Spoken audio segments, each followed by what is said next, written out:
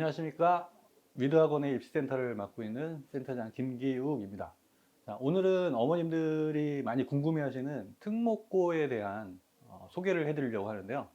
일단 특목고 중에서도 오늘은 첫 번째 시간으로 대원외고에 대해서 알아보면서 대원외고에 지원하기 위한 자소서를 어떻게 작성하면 좋은지, 그리고 대원외고라는 학교의 그 내신 분석과 함께 입시 결과까지 한 번에 쭉 살펴보는 시간을 갖도록 하겠습니다. 자, 일단 외고와 같은 특목고를 준비하기 위한 어떤 진행 과정, 준비 과정을 좀 먼저 소개를 해드리면, 첫 번째는 당연히 이제 아이들이 내신 관리가 돼야겠죠. 그래서 국영수를 중심으로 한 주요 과목 내신들을 잘 관리를 해야 되고, 그다음에 수행평가가 내신 반영이 되기 때문에 수행평가까지 잘 챙겨야 됩니다. 근데 이 수행평가를 잘 챙기다 보면 아이들이 학생부도 좀 훌륭해지기 때문에 꼼꼼하게 수행평가를 준비해 주시고요. 아이가 특목고에 진학하기 위해서 좀 뚜렷한 목표가 있어야 되는데, 그 목표란 바로 이제 진로에 대한 목표예요. 그래서 이 아이가 외고에 입학했을 때 아니면 자사고에 입학을 했을 때 왜 이 학교에서 공부를 해야만 하는지에 대한 어떤 정당성을 확보하기 위해서는 진로에 대한 고민이 상당히 중요하다라는 걸 짚어드리고, 그 진로와 관련된 이야기들이 생기부와 그다음에 동아리 활동, 그다음에 봉사활동과 관련해서 학생부에게 잘 녹아져 있게 된다면 스토리를 잘 뽑을 수 있을 거라고 생각하시면 되겠습니다. 그 다음에 세 번째로는 이제 자소서를 실제로 쓰기 위해서, 그리고 자소서를 바탕으로 한 면접을 대비하기 위해서 첫 번째로 내가 지원하고 있는 학교의 특성을 먼저 파악을 하셔야 돼요. 그 다음에 두 번째로 내 진로와 이 학교가 어떤 연관성을 가지고 있는지 고민을 하셔야 되고요. 그 다음에 체계적으로 내가 학업 계획을 통해서 어떻게 진로를 준비해 갈지에 대한 그러한 고민이 잘 되어져 있어야만 입시의 성공을 얻으실 수 있다라고 말씀드리겠습니다. 자, 그러면 다시 정리를 해보면, 이제 합격을 위해서 우리가 뭘 준비를 해야 되느냐. 먼저 첫 번째로 학교의 특색 프로그램을 이해를 해야 돼요. 그러니까 외고도 그렇고 자사고들도 그렇고 그 학교만이 가지고 있는 특색 프로그램들이 다 있어요. 그러니까 이 특색 프로그램들의 컨셉이 뭔지, 이 프로그램을 통해서 내가 또 우리 아이가 어떠한 학업 계획과 진로 계획을 세울 수 있는지, 이 점을 명심하셔야 됩니다. 내가 확인한 그러한 학교의 특색이 나의 스토리하고 어떻게 부합돼서 연결되어질 수 있는지를 고민하면서 학업 계획을 세우시고요. 이 학업 계획을 세울 때는 반드시 그냥 뭐 영어를 뭐 열심히 공부해서 뭐 어느 정도 성적을 만들어내겠어요 라는 그러한 학업 계획이 아니고, 내 진로의 성취의 과정에서 고등학교 때 내가 어느 정도를 이루고 그것들을 내가 지원하는 학교의 어떤 프로그램으로 어느 정도까지 내가 성장을 이루어내겠다라는 구체적인 스토리로 학업 계획을 세우셔야 됩니다. 그 다음에 마지막으로 공동체 의식이 특목고에서는 되게 중요한데, 크게 두 가지 점 때문에 그렇다라고 보시면 되는데, 첫 번째는 이따가 그 내신 분석을 보시면 아시겠지만 대부분 특목고는 수행평가의 비중이 상당히 높은데요. 수행평가를 하다 보면 대부분 팀 프로젝트가 많아요. 그렇기 때문에 협업, 그 다음에 배려, 그리고 리더십, 이런 것들을 중심으로 하면서 공동체 의식을 발휘한 그런 스토리들이 반드시 필요하다라는 거. 두 번째 이유는 기숙사를 운영하는 학교들이 많아요. 뭐 대원외고의 경우에는 기숙사는 없지만 기숙사가 있는 학교에서는 특히나 기숙사라는 공동체 안에서 문제없이 생활할 수 있는 부분들을 가장 중요하게 점검을 하는 포인트다라는 거 명심하시기 바랍니다. 자, 그러면 이제 구체적으로 대원외고의 프로그램을 한번 살펴볼게요. 자, 대원외고 프로그램에서 가장 중요하다라고 저는 짚는 게 뭐냐면 DHS라는 대원외고의 인증제 프로그램인데, 지인용이라는 세 가지의 분야에 대한 대원외고의 그 교육 이념을 바탕으로 해서 각각 프로그램들이 있어요. 그리고 이 프로그램들을 잘 이수하게 되면 3학년 때 인증을 받게 되는데, 자, 이게 왜 중요하냐면 이 인증 정도에 따라서 대입에서 상당히 크게 당락을 결정을 해주기 때문에 그래요. 그래서 대표적으로 보면 G 부분에 보면 이제 AP 특강 부분이 있죠.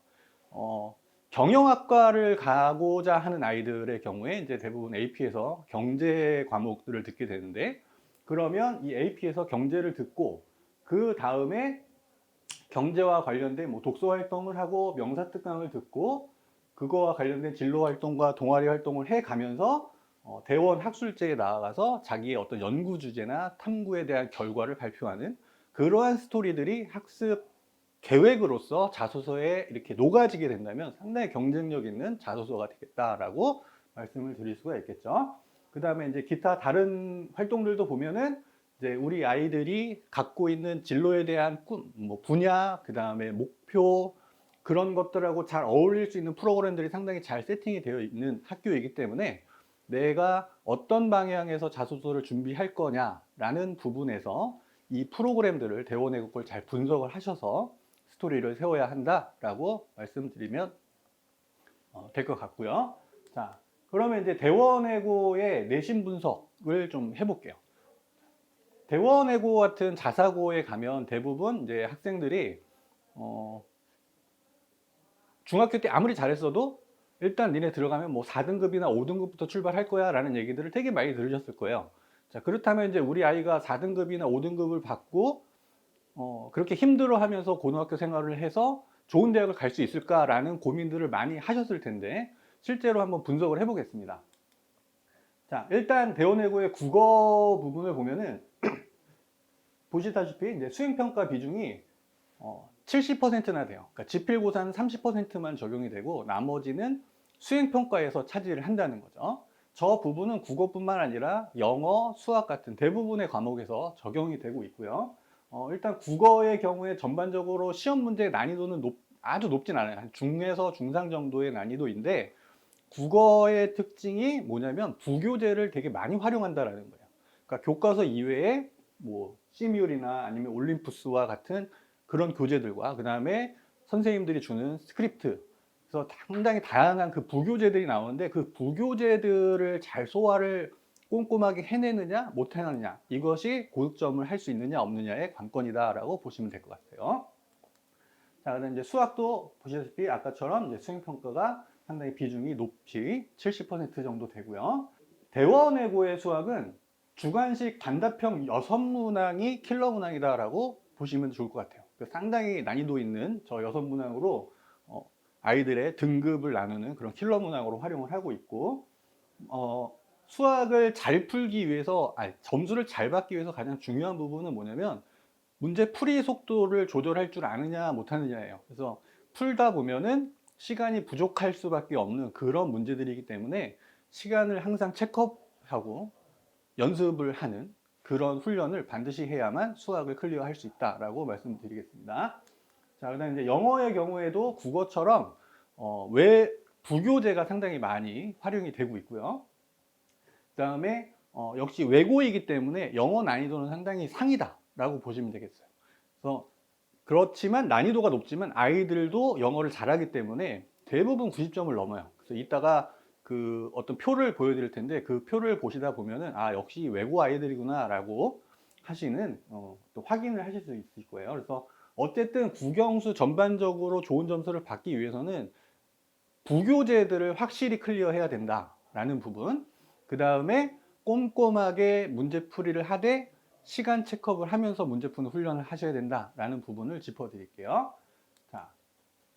자, 이거는 이제 학교 알림에 공시되어져 있는 대원외고의 그 시험 성적과 이제 표준 편차, 성취도 분포를 볼 수가 있는데 이제 특히 여기 주요 과목 국어, 수학, 영어, 사회, 과학 부분을 보면은 대부분 이제 A를 맞았다는 얘기는 90점을 넘었다는 얘기죠. 자, 90점을 넘은 아이들이 전체 87.8%, 그 다음에 67.3%, 74.4%.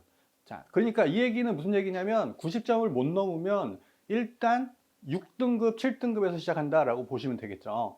자, 하지만 실망하지 않으셔도 좋은 게 뭐냐면 이 표준 편차 점수를 보면 주요 과목들이 대부분 4점대 4에서 5 사이가 구성이 되고 있는데 이 이야기는 무슨 얘기냐면 표준 편차 점수로 표준 편차의 그 분포를 통해서 상당히 변별력 있는 시험이다라는 걸 입증을 해주고 있는 부분이고, 그렇기 때문에 아이가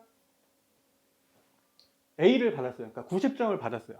그런데 90점을 받아도 뭐 4등급이나 5등급일 수도 있는 거죠. 성적상에는. 하지만 이제 대학에서 Z점수 계산을 들어가면 그 아이는 4등급이지만 성적표에는 4등급이지만 대학 인증 점수로는 1등급을 받을 수도 있는 상황이다라고 보시면 되겠어요.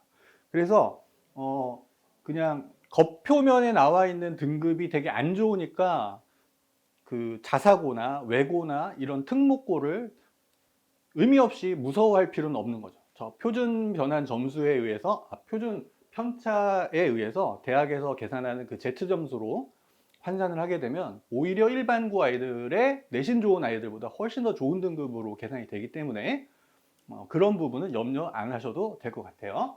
자, 그래서 실제로 이번에 대원외고의 입시 결과를 보면은 서울대에 59명, 연대에 102명, 그다음에 고려대에 96명, 물론 중복 합격이 포함된 숫자이긴 하지만, 자, 그러면 내신이 저렇게 따기 힘든 학교에서 어떻게 서울대를 59명이나 보낼 수 있느냐?